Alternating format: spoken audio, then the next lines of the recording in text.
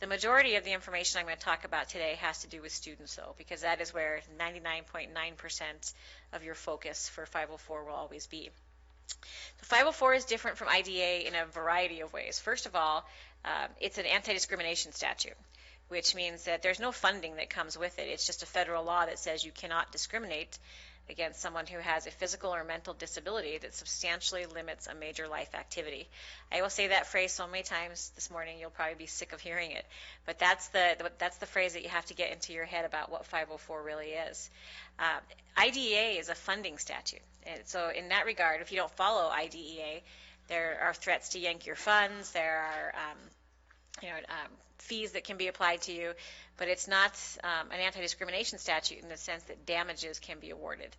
The reason that we're seeing so much more activity in the area of Section 504 is it comes with a pretty substantial damage award if it's determined that you have violated someone's rights under Section 504.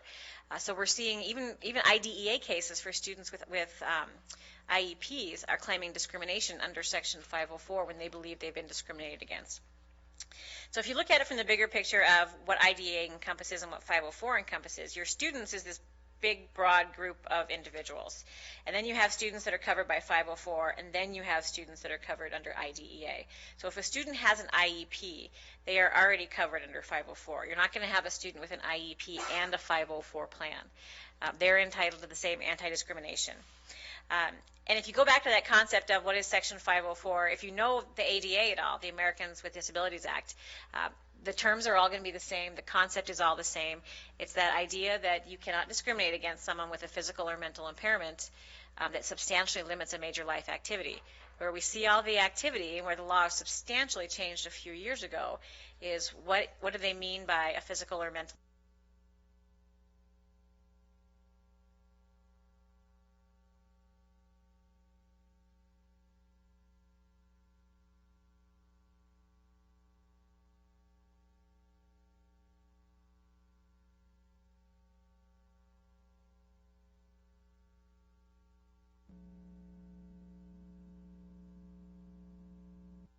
We also make dog biscuits, which is also in my past, so knew that business.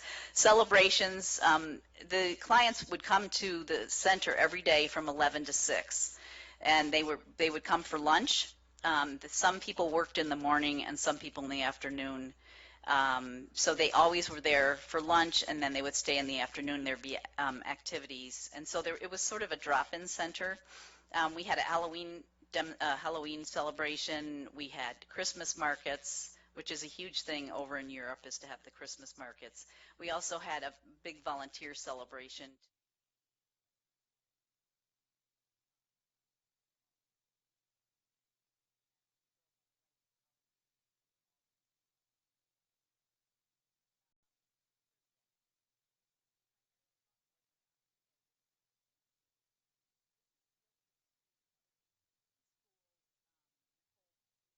Nikola Tesla is from Belgrade, Serbia, and so we got to go see his house, and that was totally fascinating.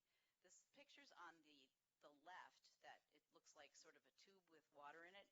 I got to go see a school for people with disabilities, for significant disabilities, and they had a sensory room that I was just like amazed at. So that's like a tube with water going up and down it. They had a salt cave, which is very therapeutic for people that have respiratory conditions and other kinds of physical problems. So that was just totally fascinating to me, and the man who was the principal was just so inspiring with how he went about what he did for the school. Bottom right-hand corner, we went on a historical trip, and the clients got to do jousting. We were in a town where Einstein's wife, his first wife, went to university there. So it's just so all connected. It's fascinating, the history. Our final gift to the to the Keck Center was it's an urban place, very, very city-like where this agency is. So we built this huge garden box because they do serve lunch there. We thought that this would be a great idea. So Tim, my husband, who's here tonight, helped to build the garden box, and they sent me, we just got it pretty much finished before we left. And so they sent me a picture, and there are things growing, so that's exciting. After we left there, we had a visa.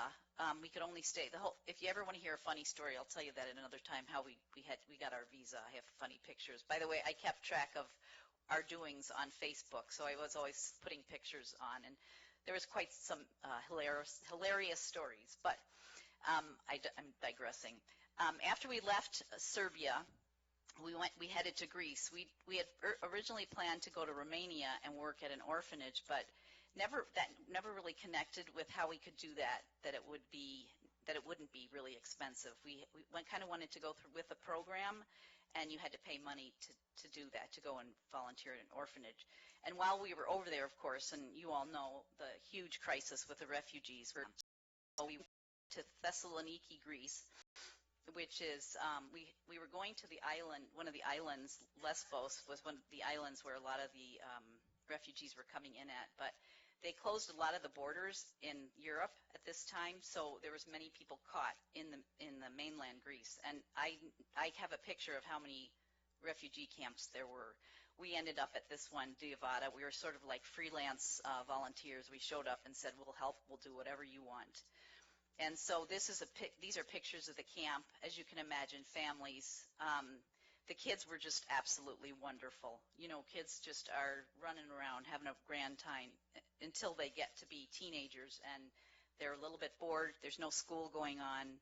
It was really eye-opening to see how this is happening all over Europe. So we gave out clothes. We cleaned up that room on the lower right-hand corner. This was at an old army barrack. So this room we cleaned up. They had tons of clothes we had to separate because the people really have nothing when they come there. And this room was being made into a mother and infant center. Lots of babies. We gave out diapers and formula and soap and shampoo and all kinds of things. And it was really hard because they wanted more, of course, than you could give them. And they all lived in tents. You can see that upper left-hand corner, the tents where they lived. The supplies were kept in railroad cars or railroad, whatever it is. I just thought this was interesting. This is just Greece, so this is a map of the refugee camps in Greece. I tried to blow it up so that you could see where Thessaloniki is, but it's in that big bay there. There's 2,300 people at our camp, and the biggest camp at that time was 11,000 people on the Macedonian-Greek border. And these are people, like I said, with nothing. Brought their families, not because they really wanted to, just because they were in fear of their lives. So 2,300 women, men, and children from Afghanistan, Iraq, and Syria, not just Syria. So, and as you know, we have a family from the Congo that's here in Missoula, which I'm really excited about getting involved with that agency. So these are just some of the facilities. That one day we got there and there had been a fire at the tents. I think like 30 or 100 tents or something, I can't even remember now, burned down. The Army came in and rebuilt them. And so, but these are like the tents that they live in. On the left-hand side, you can see that it's sort of a plasticky kind of thing. We got to know a family. There was a family of 6. Has a PhD. They were from Mosul, Iraq. And when I hear what's happening in Mosul today, I'm so glad that they got out of there because he was being threatened. Had a PhD, and his specialty was in mosques, and ISIS had blown up all the mosques in Mosul. And so because he was a knowledgeable person, his life was threatened. So he showed us his whole PhD and all the pictures, and they were headed to Austria, and the borders closed, so they were stuck at this camp. Wonderful, beautiful people. So after that, we had 8 weeks to travel, and I just listed all of the countries. I tried to remember everything, and so much learning. We went to Germany, got to go see Bergen-Belsen, where Anne Frank and her sister Margot are buried. We went to Krakow and went to Auschwitz. And of course, they spent tons of money on books, and I'm teaching social studies right now to people with disabilities, so I'm trying to make it as interesting and fascinating to them. So it was just a really wonderful experience, and I would encourage teachers to be able to do that. And thank you again for being interested to have me come and talk. Thank you.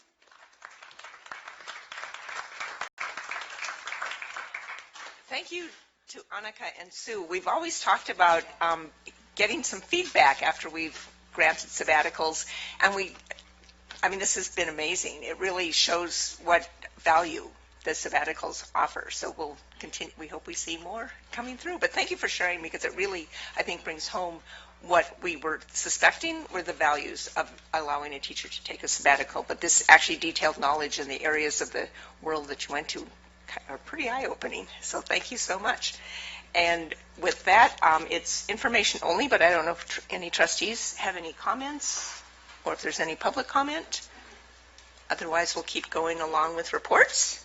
But thank you again. I know you both have busy schedules, so feel free to leave whenever is appropriate. So we're moving on to item 6C, which is announcements from Superintendent Payne. Thank you. It's unbelievable that next week is November. There are a few dates to highlight in the month of November. Beginning Tuesday, November 1st, we will have our annual retiree luncheon. It's at 11:30 a.m., and trustees are invited to join us. Our regular board meeting, our first regular board meeting for November, is scheduled for Tuesday, November 8th, and that date might ring a bell. It's election date, so our intent is to minimize the agenda. We know that there's a lot of interest in the election, so we'll only conduct absolutely necessary business that evening. So hopefully a short meeting.